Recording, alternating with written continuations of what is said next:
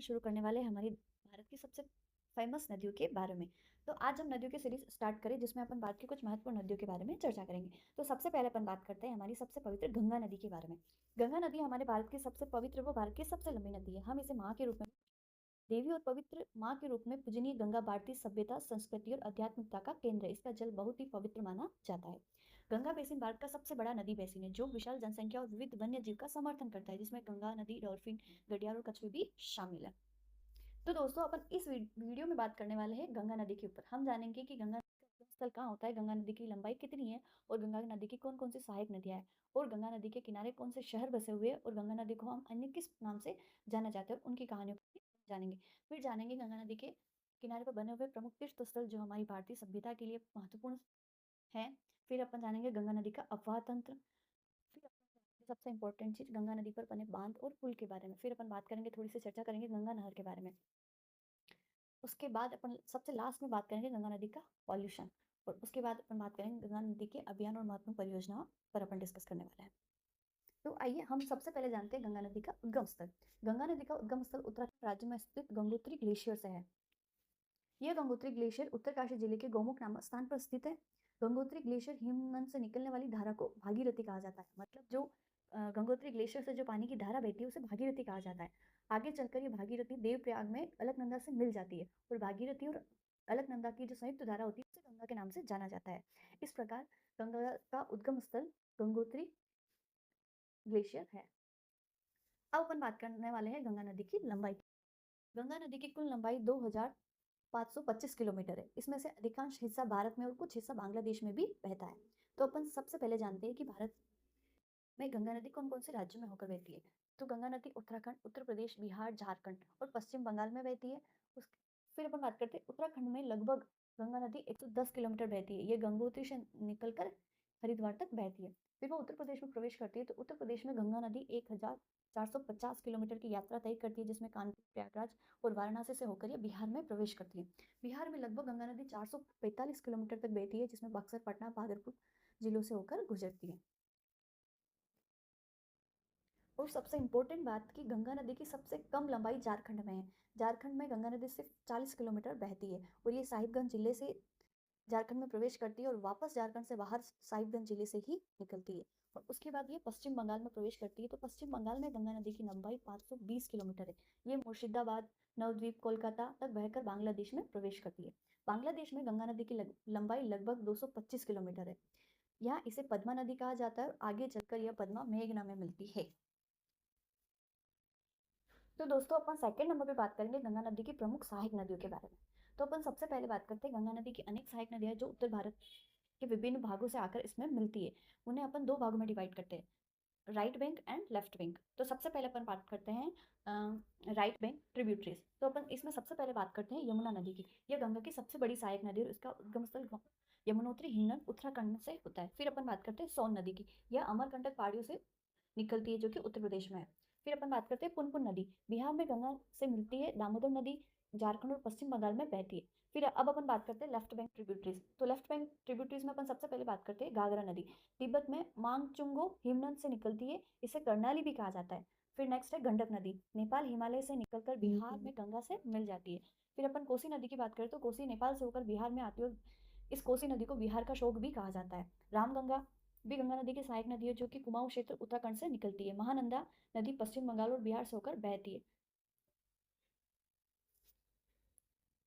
तो दोस्तों अपन ने जाना कि गंगा नदी की सहायक नदियों में यमुना, सोन, पुनपुन, दामोदर, घाघरा, गंडक, कोसी, रामगंगा और महानंदा है। तो फिर अब अपन बात करने वाले हैं गंगा नदी के किनारे पे बसे हुए शहर। वो कौन कौन से शहर है जो कि गंगा नदी के किनारे पर बसे हैं।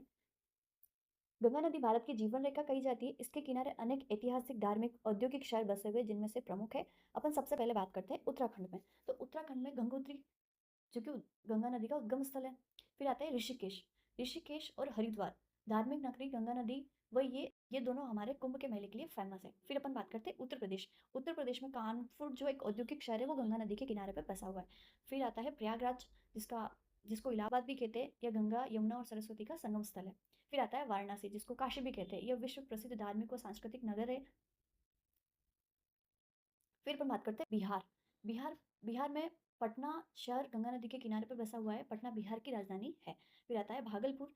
भागलपुर रेशम उद्योग के लिए प्रसिद्ध है। फिर आता है झारखंड। झारखंड में गंगा नदी सिर्फ एक ही जिले में होकर बहती है, वो है साहिबगंज, जो कि गंगा नदी के किनारे पर बसा हुआ है। फिर आता है पश्चिम बंगाल। तो वेस्ट बंगाल में मुर्शिदाबाद हो गया, कोलकाता हो गया, ये गंगा नदी के किनारे पर बसे हुए हैं।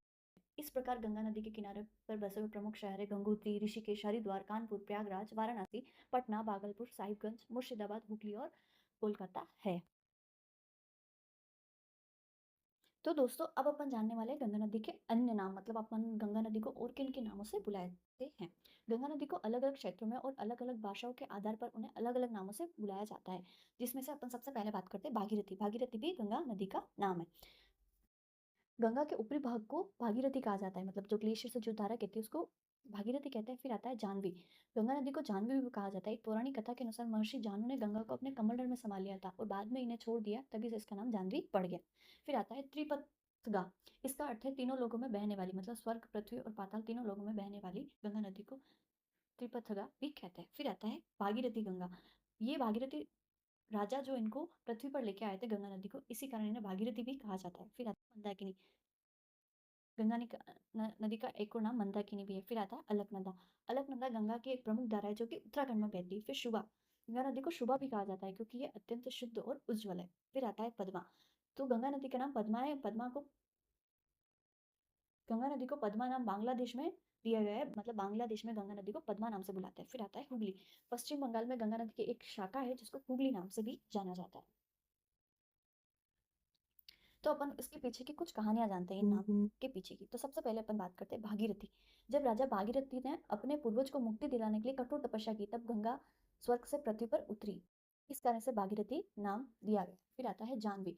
तो जब पृथ्वी पर उतरी तो उनका प्रवाह इतना प्रबल था कि उन्हें महर्षि जानू के आश्रम को भी डुबो दिया था। तो क्रोध में आकर महर्षि जानू ने गंगा को अपने कमंडल में समा लिया था। देवता और भागीरथ की प्रार्थना पर उन्होंने गंगा को पुनः मुक्त कर दिया।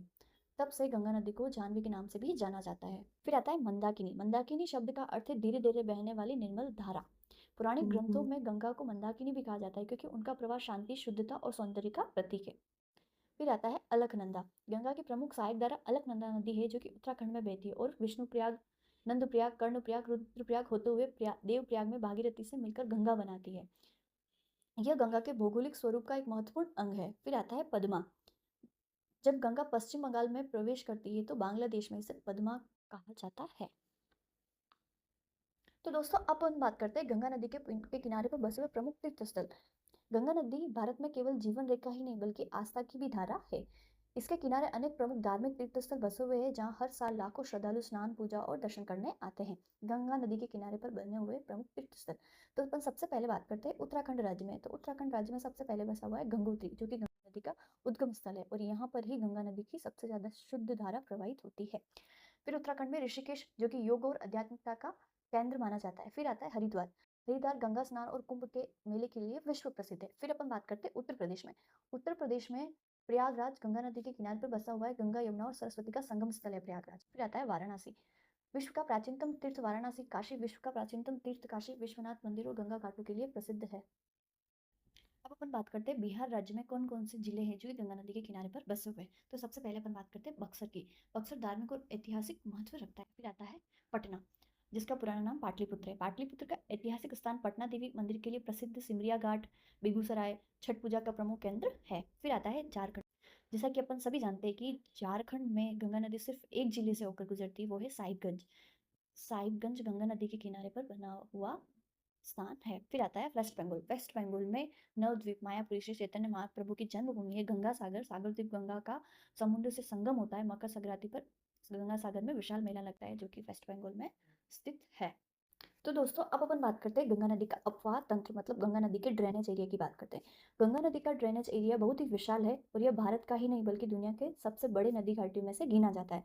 गंगा नदी का ड्रेनेज एरिया का कुल विस्तार गंगा नदी बेसिन का लगभग 10,86,000 वर्ग किलोमीटर क्षेत्र में फैला हुआ है। इसमें लगभग 8,62,000 वर्ग किलोमीटर क्षेत्र भारत में है। शेष भाग नेपाल, चीन और बांग्लादेश में है। गंगा नदी का फैलाव उत्तराखंड के गंगोत्री हिमनद से निकलकर गंगा नदी उत्तर प्रदेश, बिहार, झारखंड और पश्चिम बंगाल से होते हुए बांग्लादेश में प्रवेश करती है।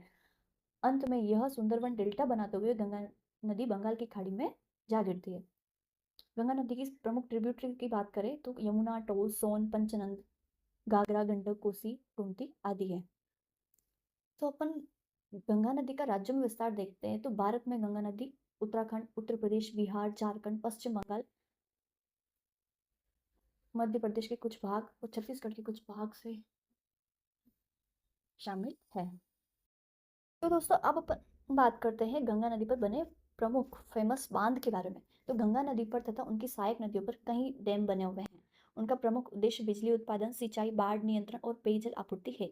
तो गंगा नदी पर जो प्रमुख बांध बने हुए हैं, जो मेन गंगा नदी पर बने हुए, उनमें से सबसे पहला बांध आता है टिहरी बांध।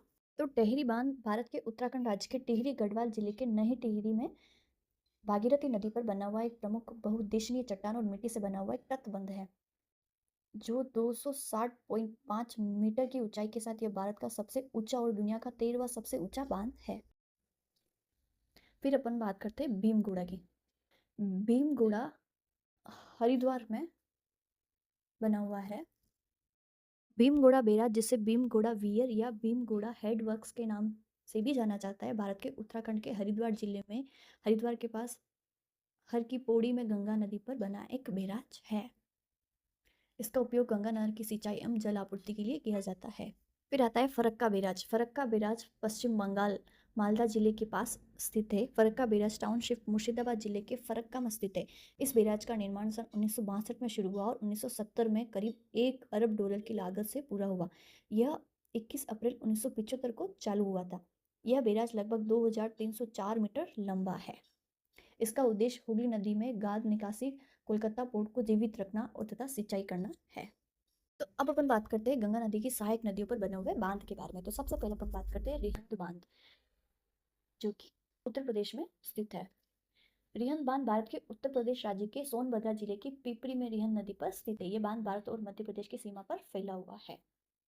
इस बांध का निर्माण सन 1954 में शुरू हुआ और 1962 में पूरा हुआ। इसका प्रमुख उद्देश्य जल विद्युत उत्पादन और सिंचाई के लिए किया जाता है।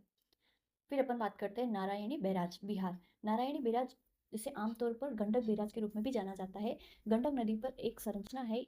एक नदी जिसे नेपाल में नारायणी कहा जाता है और भारत में बहते समय इसे गंडक कहा जाता है। इस बैराज का निर्माण गंडक नदी को राष्ट्रीय जलमार्ग के रूप में विकसित करने के लिए किया गया था। इसका मुख्य उद्देश्य गंडक बैराज का निर्माण गंडक नदी को राष्ट्रीय जलमार्ग के रूप में विकसित करने के लिए किया गया, जिसमें शिपिंग और नौवहन की सुविधा भी उपलब्ध है। फिर अपन बात करते हैं कोसी बांध मतलब कोसी बैराज की। कोसी बैराज कोसी नदी पर भारत और नेपाल की सीमा के बीच में स्थित एक विशाल जल प्रबंधक संरचना है, जिसका निर्माण सन 1958 से 1962 के बीच किया गया था। इस बैराज का मुख्य उद्देश्य कोसी नदी के पानी के बहाव को नियंत्रण करना है, जिससे बाढ़ को रोका जा सके और आसपास के क्षेत्रों में सिंचाई के लिए पानी उपलब्ध हो सके। कोसी नदी को बिहार का शोक भी कहा जाता है, क्योंकि यह अक्सर विनाशकारी बाढ़ लाती है। कोसी बैराज के सफल निर्माण ने बाढ़ की त्रासदी को कम करने में मदद की है। बैराज के संचालन में बिहार में बाढ़ का खतरा काफी हद तक कम हुआ है। फिर आते हैं अपन पर पंचेश्वर बांध के। पंचेश्वर बांध भारत के उत्तराखंड में भारत नेपाल पर महाकाली नदी के सीमा पर स्थित है। ये बांध उत्तराखंड के चंपावत जिले में महानदी पर बना हुआ बांध है। इसका प्रमुख उद्देश्य एक बहुउद्देशीय परियोजना है, जिसमें विद्युत उत्पादन महत्वपूर्ण विद्युत उत्पादन क्षमता वाली एक बड़े पैमाने की जल विद्युत परियोजना है। सिंचाई के लिए भी किया जाता है और बाढ़ के नियंत्रण के लिए भी पंच परमेश्वर बांध का निर्माण किया गया। फिर अपन बात करते हैं रामगंगा बांध की। रामगंगा बांध भारत के उत्तराखंड राज्य के पौड़ी गढ़वाल जिले में रामगंगा नदी पर स्थित एक मिट्टी और चट्टान से भरा तटबंध है, जिसे कालागढ़ के नाम से भी जाना जाता है।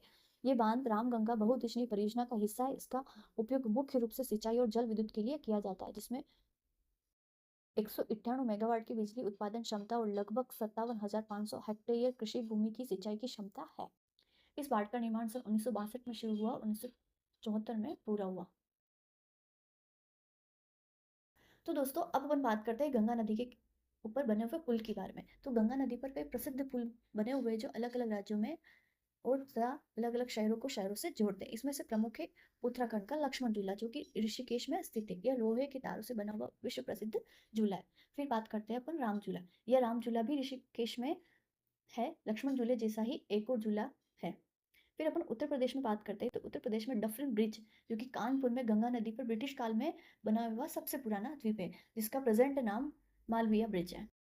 और प्रयागराज और इलाहाबाद में बना हुआ शास्त्रीय पुल भी एक महत्वपूर्ण सड़क पुल है। फिर आता है बिहार में। तो बिहार में गंगा नदी पर बना हुआ सबसे महत्वपूर्ण पुल है महात्मा गांधी सेतु, जो कि पटना में स्थित है। पटना को हाजीपुर से जोड़ने वाला पुल है। कभी ये भारत का सबसे लंबा नदी पुल है। फिर आता है जवाहरलाल नेहरू सेतु। रेल और सड़कों दोनों यातायात के लिए कोसी व गंगा संगम क्षेत्र में बने कई पुल सेतु है। बिहार में झारखंड को जोड़ता है। पश्चिम बंगाल में हावड़ा ब्रिज, जो कि कोलकाता में स्थित है, गंगा नदी पर बना विश्व प्रसिद्ध पुल, जिसे अब रविंद्र सेतु के नाम से भी जाना जाता है। फिर आता है विद्यासागर सेतु, कोलकाता। आधुनिक केबल ब्रिज हावड़ा ब्रिज के पास विवेकानंद सेतु, डकुनी को जोड़ने वाला पुल। तो फ्रेंड्स, अब अपन बात करते हैं गंगा नहर के बारे में। गंगा नहर के संदर्भ में दो प्रमुख परियोजना है। एक भारत के उत्तराखंड और दूसरा उत्तर प्रदेश राज्य में गंगा नदी से निकलने वाले ऊपरी गंगा नहर है, और दूसरी राजस्थान के श्री गंगानगर जिले से सतलुज नदी से निकलने वाली गंगा नहर है। ऊपरी गंगा नहर का निर्माण सन 1842 से 1854 के बीच ब्रिटिश इंजीनियर प्रोवी थॉमस कॉटनी के मार्गदर्शन में हुआ था, जो सिंचाई के लिए एक विशाल परियोजना थी। वही राजस्थान की गंगा नहर का निर्माण बीकानेर के महाराजा गंग सिंह ने सन 1927 में करवाया था। गंगा नहर का प्रमुख उद्देश्य गंगा यमुना के दोआब क्षेत्र की सिंचाई करना, जिससे किसानों को सूखे से बचा जा सके और उनकी कृषि को बढ़ावा दिया जाए। तो दोस्तों, यहाँ पर गंगा नदी के ऊपर बनी हुई कुछ महत्वपूर्ण परियोजनाएं हैं, जिसमें नमामि गंगे हो गया, गंगा एक्सप्रेस हो गया, लोकनायक गंगा पथ हो गया। ये सभी गंगा नदी के नाम से बनी हुई परियोजनाएं हैं, जिसका चाहो तो आप स्क्रीनशॉट भी ले सकते हो।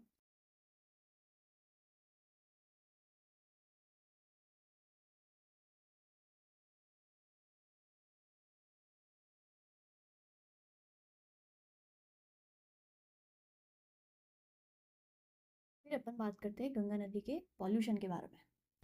गंगा नदी का पॉल्यूशन। गंगा नदी का पॉल्यूशन भारत की सबसे बड़ी पर्यावरणीय और सामाजिक समस्याओं में से एक है। यह न केवल जल की गुणवत्ता को खराब कर रहा है, बल्कि इसे धार्मिक, सांस्कृतिक और आर्थिक महत्व को भी प्रभावित कर रहा है। तो अपन जानते हैं गंगा नदी के पॉल्यूशन का मेन रीजन क्या है। तो सबसे पहले बात करते हैं इंडस्ट्रियल वेस्ट की। जितने भी ये फैक्ट्री वगैरह है, इनमें से जो भी धुआं निकलता है, जहरीला पानी निकलता है, वो सीधे गंगा नदी में ही छोड़ा जाता है। इसमें भारी धातुएं और जहरीले रसायन भी होते हैं।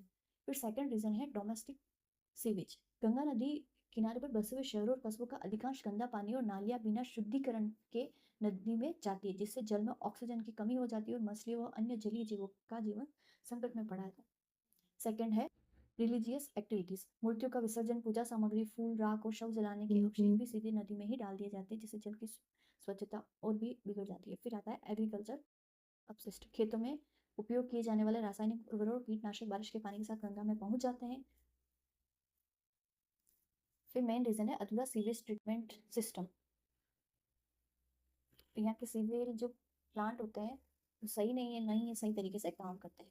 तो दोस्तों, अब अपन जानते हैं कि गंगा नदी को पॉल्यूशन को अपन को किस प्रकार रोका जाए, हम क्या क्या उसमें मदद कर सकते हैं, या फिर गवर्नमेंट ने गंगा नदी के पॉल्यूशन के रोकने के लिए उन्होंने क्या क्या प्लान बनाया। तो सबसे पहले बात करते हैं गंगा एक्शन प्लान, सन 1985 में बनाया। गंगा नदी को प्रदूषण मुक्त बनाने के लिए पहली बड़ी योजना थी। फिर आता है राष्ट्रीय गंगा नदी बेसिन प्राधिकरण, NGRBA। ये 2009 में बना था, गंगा नदी के संरक्षण के लिए बनाया गया था। फिर अपन बात करते हैं गंगा नदी परियोजना की में। तो गंगा का नदी का प्रमुख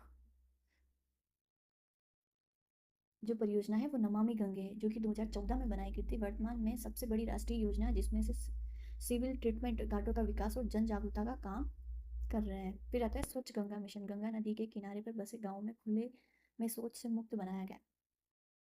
तो अब अपन जानते हैं गंगा नदी के प्रदूषण के कारण प्रभाव पड़ रहा है। तो सबसे पहले अपन बात करते हैं पर्यावरणीय प्रभाव। पर्यावरणीय प्रभाव में जीव जंतु और वनस्पतियां नष्ट हो रही है।